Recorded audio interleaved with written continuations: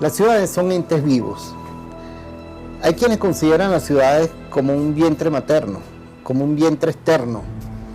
No se refiere lógicamente a la madre biológica, pero se refiere a esa otra madre simbólica que en un plano sociológico y antropológico nos brinda seguridad, custodia. Es donde desarrollamos nuestra vida, donde desplegamos nuestra historia, donde transcurre toda esa aventura de la existencia que es la vida de cada quien, la biografía personal y la biografía colectiva también. Los pueblos no solo se componen, y las ciudades lógicamente, de arquitectura, no solamente está su historia, sus monumentos, su paisaje, su gente, sino también encontramos en todas las ciudades lo que llamamos personajes. Estos personajes que pasan a formar parte de la vida cotidiana, pero que trascienden por su simpatía, por su capacidad de penetrar en la afectividad del pueblo, del colectivo. Casi siempre son los mismos, se repiten en casi todos los pueblos. El borrachito, el verdulero, el frutero, el que llevaba la leche, el que reparte el agua. Poco a poco, sin importar su grado de simpatía, puede ser incluso una persona medio huraña, pero el colectivo los empieza a aceptar porque juegan un papel de familiaridad, de intercambio, de intermediación, que van dándole un perfil. Cuando vemos un día que no están, entonces sentimos la extrañeza, sentimos el vacío. ¿Y qué pasó con fulano? ¿Dónde está? Y es porque ya lo habíamos incorporado al repertorio existencial, a nuestro repertorio interior. Estos personajes antes quedaban prácticamente en el olvido. Vivían, hacían todo lo que hacían y morían. Y se les recordaba solamente como un personaje que fue, pero no tenía rostro, no tenía figura, no tenía ninguna presencia, ningún testimonio gráfico, físico, que nos permitiera a las generaciones venideras constatar cómo era aquella persona y comprobar su gracia o sus cualidades o defectos o lo que fuere, pues. Últimamente, en cambio, ha habido un interés creciente por hacer un registro de estas personalidades, de estos sujetos que son objeto de nuestra atención afectiva. Una de estas personas que viene haciendo este trabajo de resguardar esa memoria se llama Marcelino Mejías. Marcelino Mejías es de Los Teques. Nació en el Vigía, cuando todavía el Vigía no era sino unos potreros, una gran finca de café, muchos árboles, pequeños riachuelos. Podemos imaginar lo que ahorita es donde está el Liceo San José, esa subida, buscando pues hacia la Francesa. Por allí, por esos lados, nació Marcelino Mejía en 1937, ese 2 de junio de 1937. Un momento muy clave del que hemos hablado en otros programas, porque empezaba la resurrección hacia la democracia, empezaba ya la superación de aquella dictadura tan nefasta, como todas las dictaduras, por supuesto, para nuestro país, que sumió al país en una desigualdad espantosa y muchas miserias, a pesar de que hubo tanta riqueza por la economía del petróleo que se introdujo para aquel momento. Esto entonces nos permite digamos, esta visión pues de la historia nuestra, de nuestra historia, como un tránsito de lo rural a lo urbano. Se constata firmemente en ese periodo que va de 1935 a 1940, que es precisamente el periodo en que nace Marcelino Mejías Hernández. Un poco la vida de Marcelino podría decirse que transcurre igual que cualquier muchacho de campo, en una ciudad donde apenas se habían vehículos, donde había iluminación, por supuesto, pero en las calles, había muchas partes así que hoy consideramos como barrios o urbanizaciones, que para el momento no eran sino como unas haciendas, pues no tenían caminos propiamente, no tenían calles, no tenían acueductos, no tenían luz eléctrica formal, sino uno que otro farol por allá. Y en ese clima nació Marcelino Mejía. Yo insisto en esto porque una de las, digamos, de los requisitos que se necesitan para hacer, para construir, para guardar esa memoria de lo rural, es haber tenido una presencia en ese momento, haber tenido un testimonio directo de ese momento. Si, por ejemplo, yo me pusiera a hacer esa figura, supongamos que tuviera la cualidad para hacerlo, toda la destreza y toda la relación mano-cerebro, por más que lo hicieran, no le voy a imprimir el acento, el espíritu que le imprime Marcelino, porque parte de su inconsciente activo es campesino, es rural. Él, una parte de sí mismo, a pesar de que ha llegado ya a incorporarse a todo el plano civilizatorio, y hoy puede decirse que se sirve de la tecnología más avanzada en muchas cosas para hacer sus trabajos, gracias al auxilio que le presta a su hijo, Marcel Mejía. Sin embargo, el fundamento, el sustratum básico de la percepción del mundo que tiene Marcelino Mejía es campesina, es rural. Él todavía, su infancia, sus recuerdos, sus sueños, se agitan, se mueven cómodamente en ese mundo. Y a ese mundo regresa cada vez que él empieza la construcción de uno de aquellos personajes. En cada figura ha ido dejando testimonio, sutileza, detalles, que son los que le dan acento, vida, singularidad, personalidad propia a esos personajes. A mí en particular me impresiona, y sobre eso ya escribí en mi libro más reciente, Calle de Piedra, en la manera como Marcelino Mejía presenta los rostros. Los rostros es lo más complejo de hacer para un pintor, para un escultor, porque hay que tener una percepción de la existencialidad, de la emocionalidad, de la psicología profunda del sujeto, del personaje que se está construyendo, recreando en cualquier material como hace Marcelino.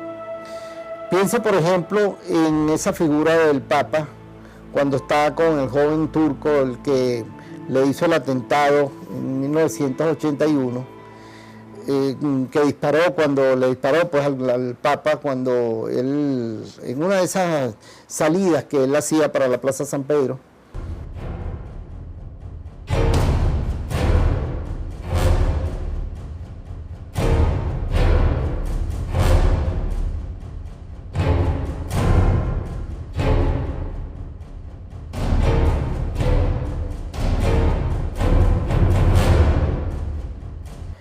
Pero la gracia en este caso, lo que hace Marcelino, es mostrarnos a los dos en esa actitud viva, sensible, donde el joven turco, el que le dispara al Papa, está con los codos apoyados en las piernas y está con los brazos, las manos cruzadas, como una actitud de arrepentimiento, una figura de verdad de conmoción en el momento. Y Juan Pablo II cierra los ojos y lo oye con mucho interés y probablemente estaría orando en ese momento para que aquella persona tuviera un punto de aparte en su vida, una conversión, una reconversión de su existencia y superara pues, en lo sucesivo todo eso que lo había llevado a hacer ese atentado. Es uno de los tantos pues, del que puedo hablar. Yo mismo fui objeto de un trabajo de Marcelino. Un día me sorprendió cuando me dijo, mira, aquí estás tú. Y de verdad fue para mí una gran sorpresa porque yo no me imaginaba pues, que él iba a sacarme. Nunca me decía nada. Yo venía y más de una vez nos habíamos tomado fotos acá o en la casa por otras razones, pues por personas con quien yo había venido, lo que sea, a su casa. Pero bueno, un día me sorprendió de esa manera y su obra está plegada pues, de estos personajes, no solo de aquí, no solo de los teques, sino por razones muy particulares, porque su hija vive en Alemania, Tübingen, en Alemania. Ella, en las visitas que ha hecho allá, ha mostrado parte de su trabajo, entonces lo invitaron para que hiciera una exposición allá. Y le pidieron al mismo tiempo que tallara, que construyera pues, a varios personajes, algunos ya de orden trascendente, histórico, como el poeta Hölderlin o Goethe, sino también al alcalde de la ciudad y a una señora que trabaja con el alcalde y trabaja en movimientos culturales.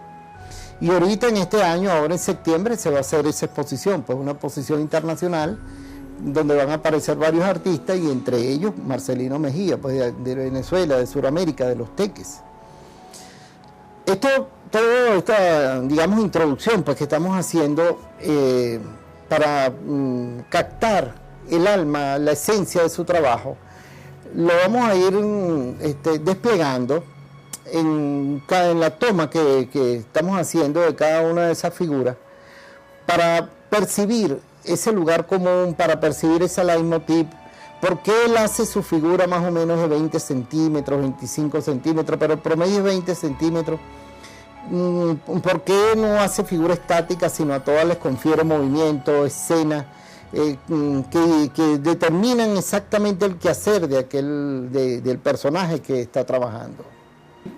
Bueno, sacó su primaria en el Grupo Paraguay y cuando estando muy pequeño, había un señor que vivía cerca de su casa, un señor de Guaremal, que hacía, aparte de él, era constructor, pero al mismo tiempo hacía juguetes en madera. Marcelino de vez en cuando pasaba, lo veía, un día se le acercó. El maestro, el artesano, vio que el muchacho tenía interés, ¿verdad?, genuino en aquello, y lo dejó tocar las herramientas, más o menos le enseñó cómo se utilizaban. Y da la coincidencia o la suerte, pues que más adelante Marcelino se encuentra una escorfina. Fíjense ustedes, un utensilio, una herramienta que pudiéramos decir que no tiene mayor trascendencia o ninguna, si fuera otro el que se la encuentra.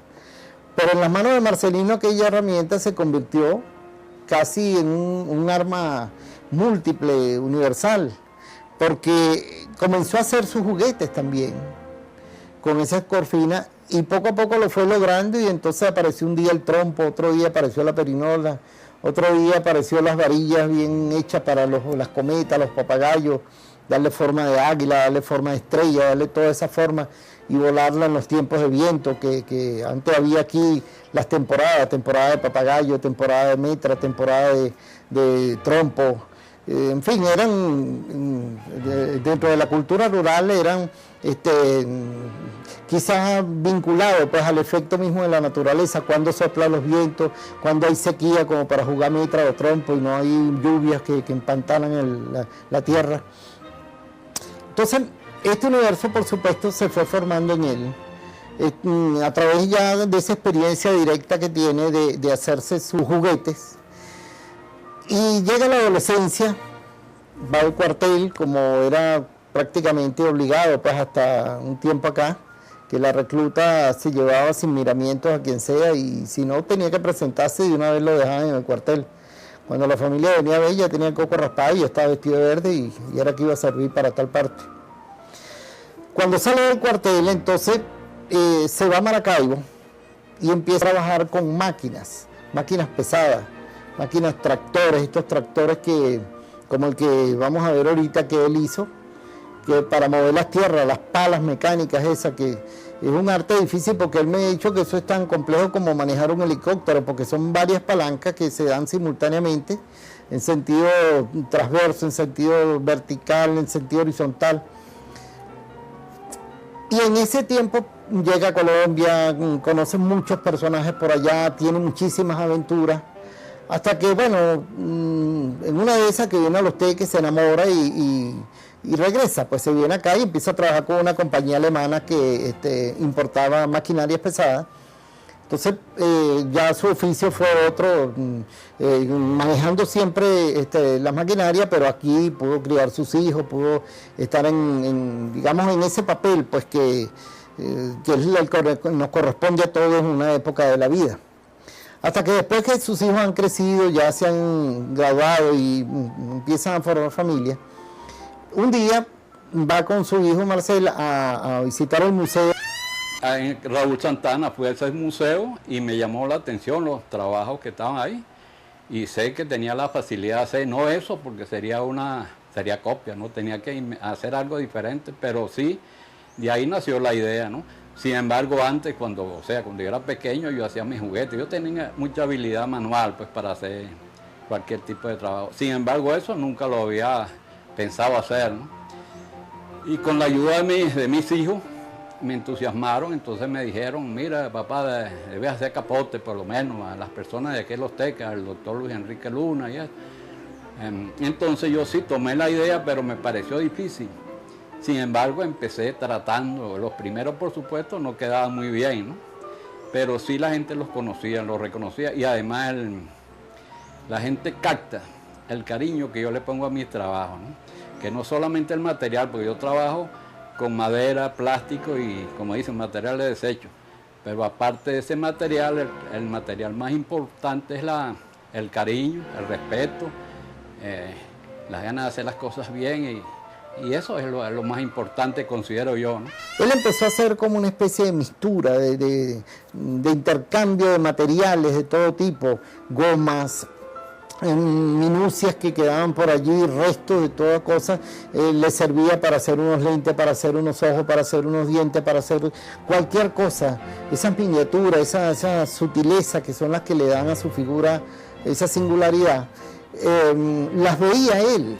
Lo que otros no vemos, porque no tenemos esa mirada perceptiva, que es la mirada perceptiva del artista, él, por supuesto, lo veía y fue llenando su casa de muchos cachivaches, pues que una vez después se convertían en un instrumento útil.